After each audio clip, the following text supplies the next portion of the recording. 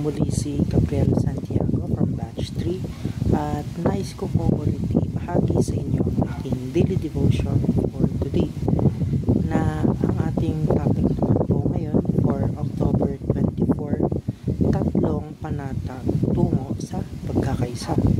Ang ating main concept po ngayon na pag-uusapan is about unity in the body of Christ. At ang ating Bible verse po is mula sa Colossians chapter 3 verse 15 na sinasabi po dito, "Let the peace of Christ rule in your hearts, since as members of one body you were called to peace and be thankful." So kapag po naririnig natin ang salitang unity, madalas iniisip natin na kailangan pare-pareho tayong lahat. Parehong ugali, parehong opinyon, parehong gusto.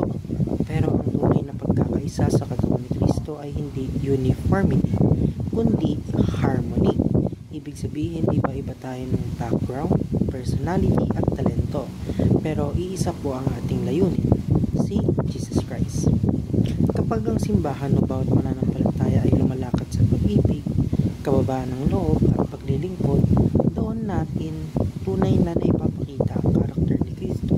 Doon nagiging matatag ang ating patotoo sa mundo.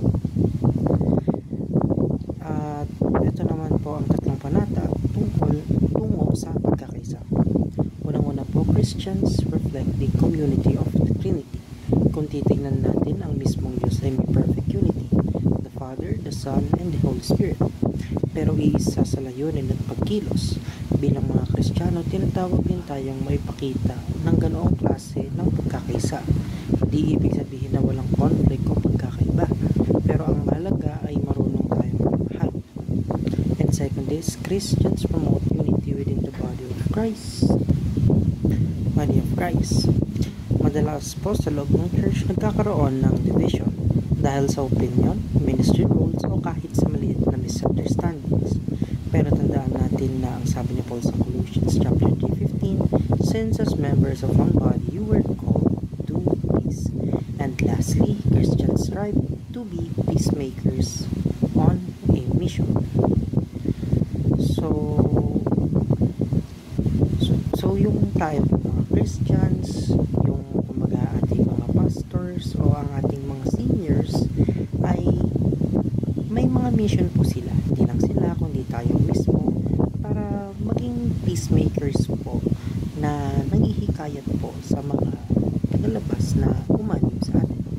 At hanggang dito lamang po ang aking daily devotion for today. At salamat po sa inyong